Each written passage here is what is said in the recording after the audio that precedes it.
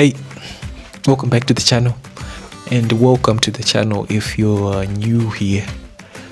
So today we're talking about my favorite trip, and my favorite trip so far is a trip that I made to Kariba last year in November, because it gave me some of the best experiences I've had in a while, in a long time. So let's talk about it. So last year I went to Kariba, and honestly it's probably the best trip I had all year.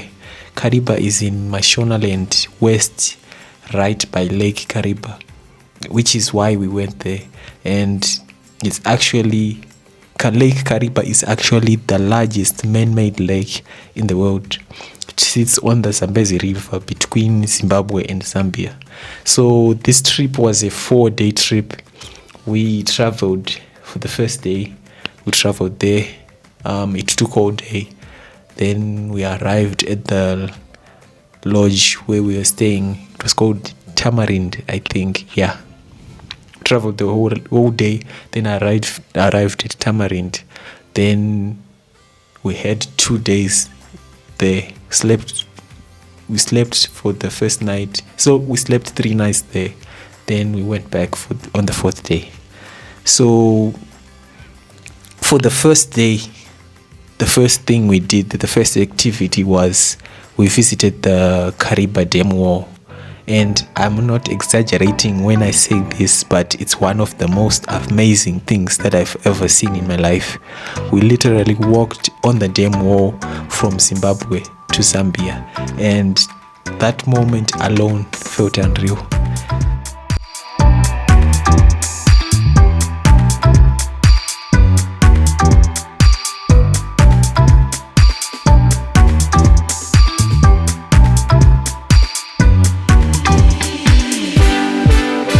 So our tour guide was explaining things while we were on the Zambian side, and it really made you appreciate how big and important the structure is. Once again,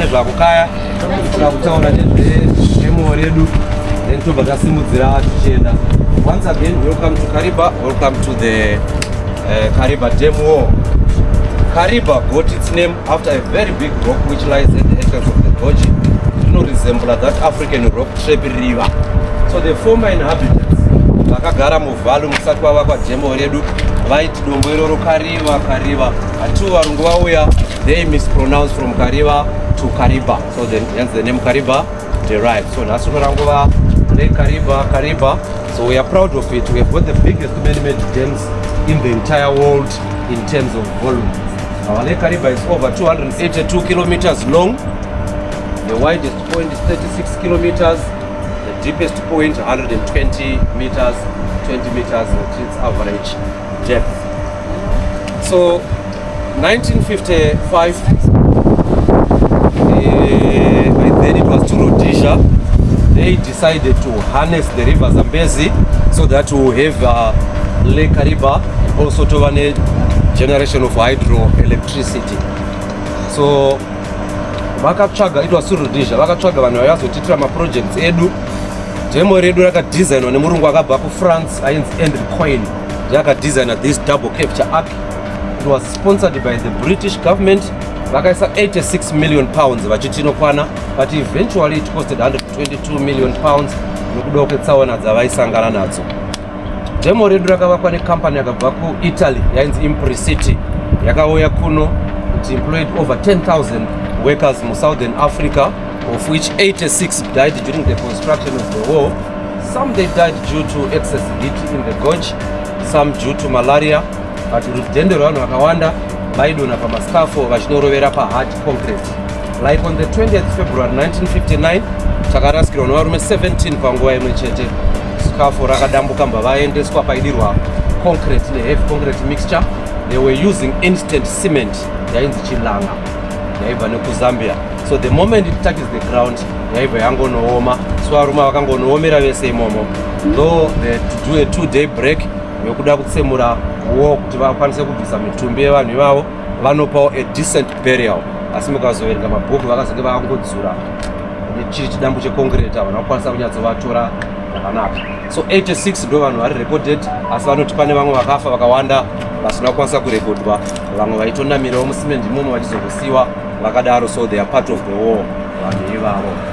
So demo redu kubva kuno kwatiri kuzambian side tichinobata kuzimbabwe patabva rakareba 617 meters, width yacho i13 meters on top, saka riri kuenda richikura pasi rinosvika ra24 meters at base. Height yewo yedu 128 meters kubva padenga kusvika mamanga muchiona macrocodiles aripo ayo tisina kudzika mumvura, ipo paya ndopanosvika 128 meters. Then 40 meters away from the wall tichidzoka kwakavakwa kanenge kadhemu kamanga muchiona.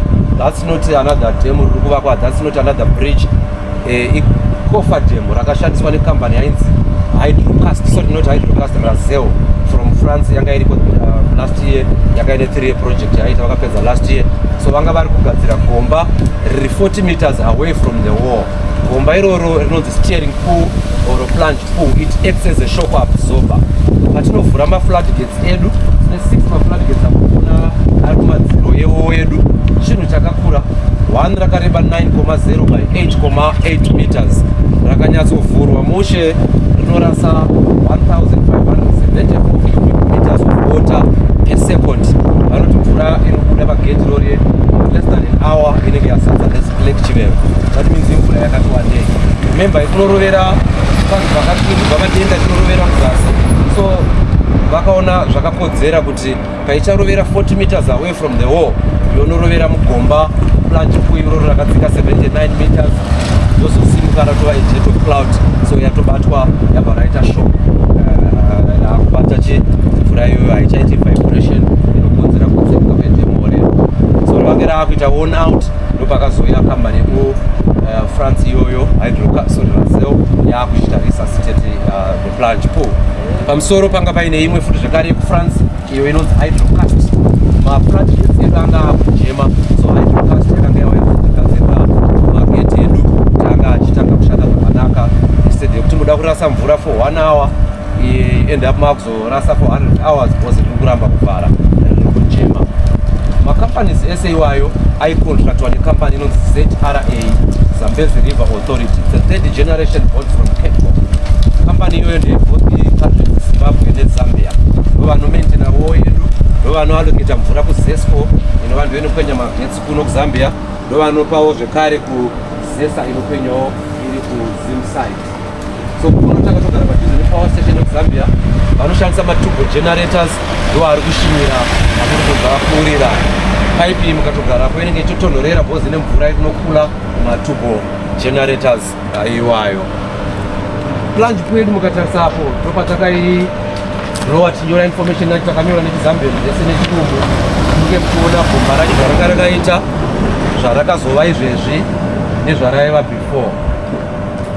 Ndori nemapictures arapa. Nekuda kwetime kufunga tichibva pano tinenge takutoda kumhanya kwakufunga kuti tangonotandarira tiri tichirova lunch yedu tichimirira kuti tiende kuZBC. So kana pane vanobvunza so far ndizvo takafa. Yes, Nyami Nyami ndinenge kutaura nezvayo. What happened? Chaisa ine silver plate mangwana tanyatsomira pachinyami nyami chacho chakavezwa nditi. We wanted it today. After that, we toured the power station, which is actually the main reason the dam was built in the first place. And we saw how power is generated. I couldn't take pictures or videos inside. It's a protected area and I could have been arrested if I did. But it was actually mind-blowing. So that was it for the first day, because that alone took time and we left the other activities for the next day. Then on the second day, we went up the peak where you can see the Nyami Nyami statue and get a full view of the dam. Or if someone goes to Kariba, they don't leave without going to the place where there's the peak, the snake thing, the Nyami Nyami snake, and take pictures there. So until drought full. But one day the Nyami Nyami wife decided to propel downstream, whereas the husband decided to propel upstream. Ndo pakasara pakasvika the whites vachitanga kupedza demo, forcing the Tonga people to move from lower grounds to higher grounds. They were not happy about the relocation. It was more like a slavery time. They were forced to construct my roads that are over 80 kilometers long. Aizoshandiswa kuva relocator, of which vanoti the highest paid pakugadzirwa kwemigwagwa iyoyo was Chief Musamba Karuma, who got £1. I don't know for the rest. Vakazopuwa chi kana chief vakapuwa £1. Vakanosiwa nzvimbo dzaiva dzisina kudevelopa. Also pavaigara muna Zambezi vaiva vasina border. The other half yaigara kuSouthern Bank, the other half iri kuNorthern Bank, which is the Zambian side. Waikwanisa kunorora uko uya nabhebhe wako kumogara uku. But upon relocation, vaiva kuZambia vakabviswa vachingoendeswa 80 kilometers away from the river, the same nevaiva kuZimbabwe. So relatives were never to be seen. Vakabva vaparadzana nehama kuna kuvafadza izvozvo. So today, the Tonga people, they believe Nyami Nyami, the wife akazovharirwa ukabhora bus, the husband achiri mule Kariba. Tine nzvimbo inonzi 155, some 60 kilometers tichibva kuno tavakuenda kuna Bhinga. Mukasvikapo munoona pachitenderera mvura ichienda pasi zvakanyanya. Yakatombodonza bhoti rakakura singaiti ranga rakatakura ma-earth moving machine rainzi German rakanoyurapo. So vaitevera vanonzi vakatadza kunoriburitsa bhoti vaona that huge monster yanga yakatendererapo, and definitely straight away vakabva vatongoti ndiNyami Nyami. So the Tonga people vari kubhirigwa kuti ndiNyami Nyami ari kugara ipapo ndiye ari kukonzera mvura kutenderera. Whereas vegeography vari kuti aiwa pari kusangana 3 rivers: Zambezi, Sanyati naUme. So mvura yaUme nemvura yaSanyati iri kunokundika kupinda mune yaZambezi since aine pesi yakanyanya, current yake yakanyanyisa yokonzera kutenderera. But the Tonga people vari kuti ndiNyami Nyami. We experience earthquakes, earth tremors every year mukariba. The last one we had 24 days yabva kuitika. So zvesainzi vari kuti mvura yakawandisa kana ikadzika ndopakunodengenyeka. But the Tonga people, they say no, that's our river god Nyami Nyami. Paanofunga mudzimai wake pose, he tried by all means to shake off the wall so that he paves way yokuenda kunoona mudzimai wake. I don't know how true it is what you guys say, but yes, for me and the Caribbeans, we always say the Tonga people are right. It reminds me 2008, 2014, 2018. Pose ipapo ndaitotaura zvaNyami Nyami.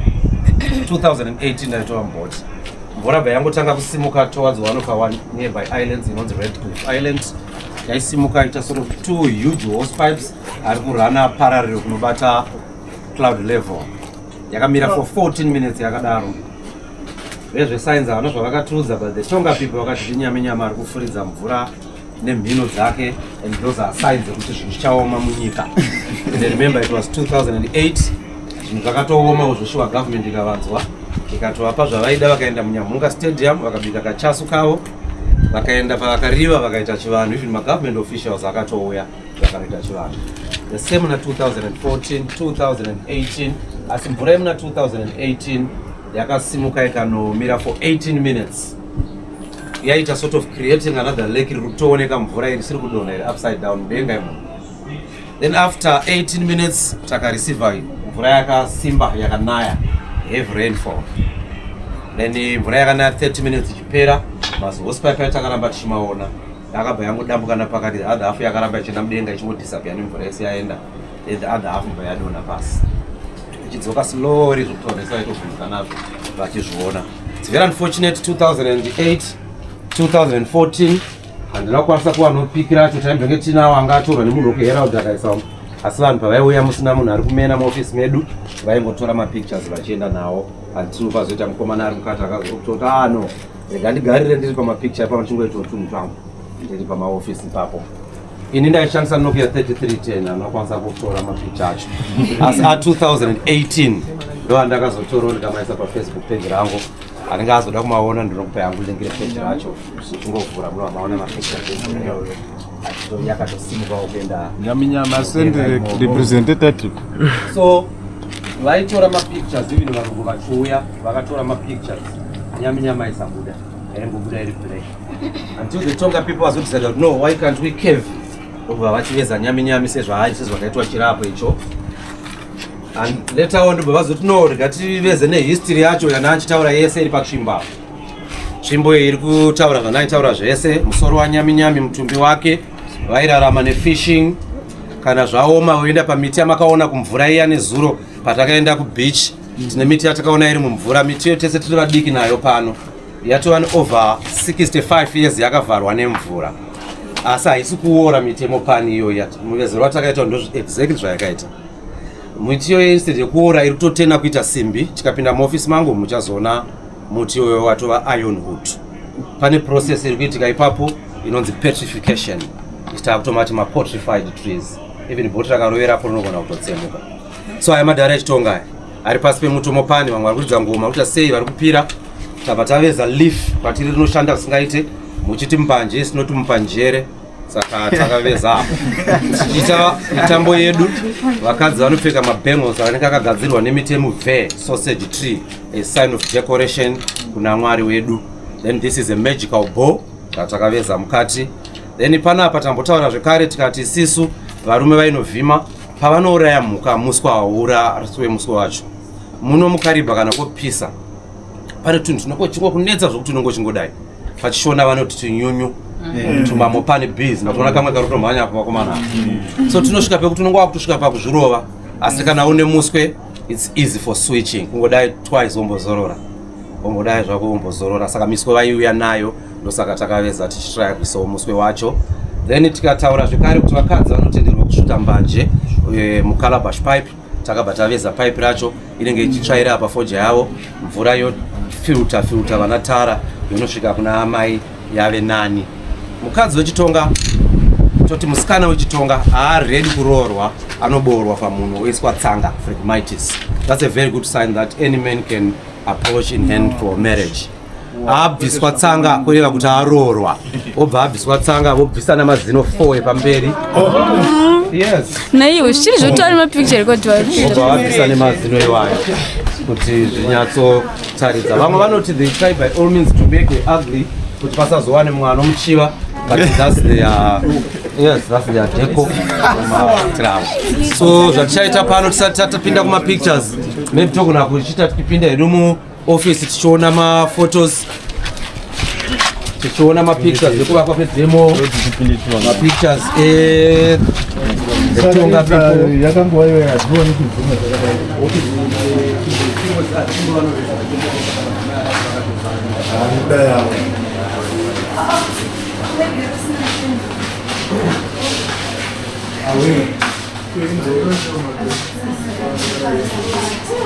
In no operation no yandatauraiya kuti Rupert Porter gentleman 1957 1958 wakaita madevastating floods then become several islands. So we also visited a church built by the Italians, I think so. I'm not sure about the facts, I'll recheck. But it was built by the Italians who were in Zimbabwe during the construction of the dam, which was really, it was an interesting place. It was nice. I got to see some baboons, but I couldn't take pictures. So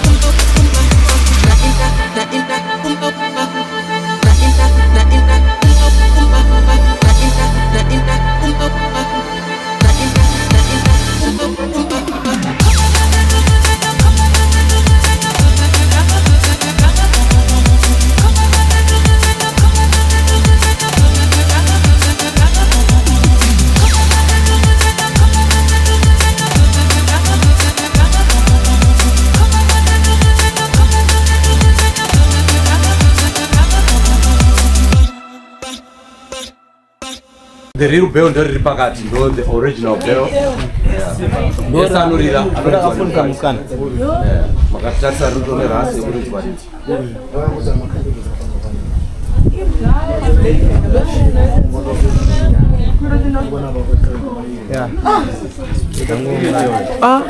Haisi gudo ere. Iri ndo gudo manje.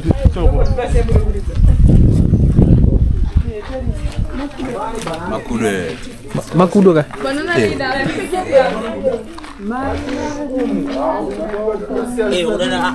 Aripo.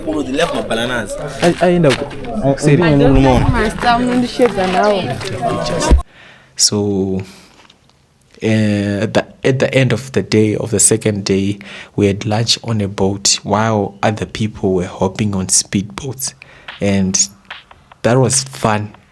We got the chance to get on the speedboats, and I went on the speedboats twice.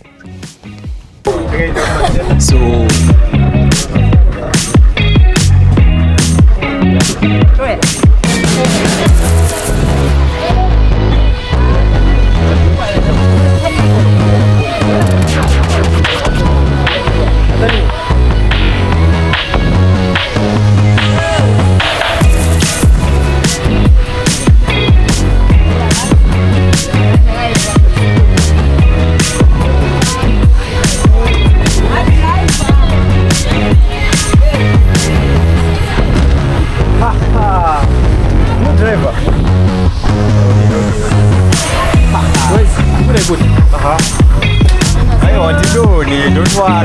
don't worry, bruh. Enjoyment.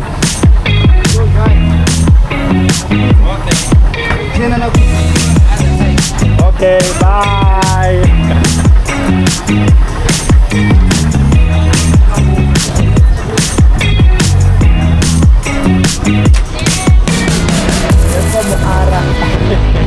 Bye.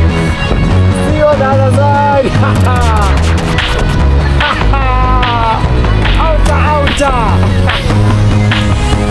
Outside.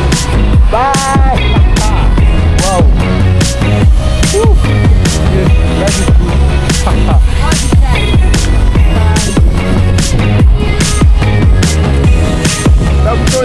That is good.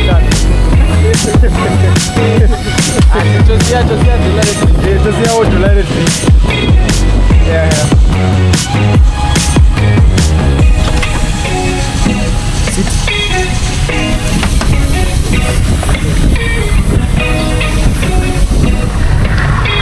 That's even a rubber.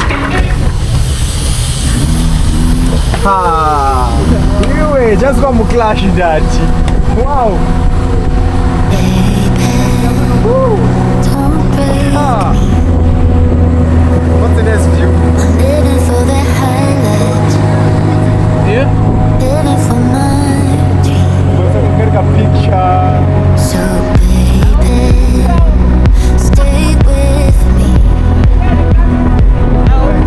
Living for the highlights. Living for our dream.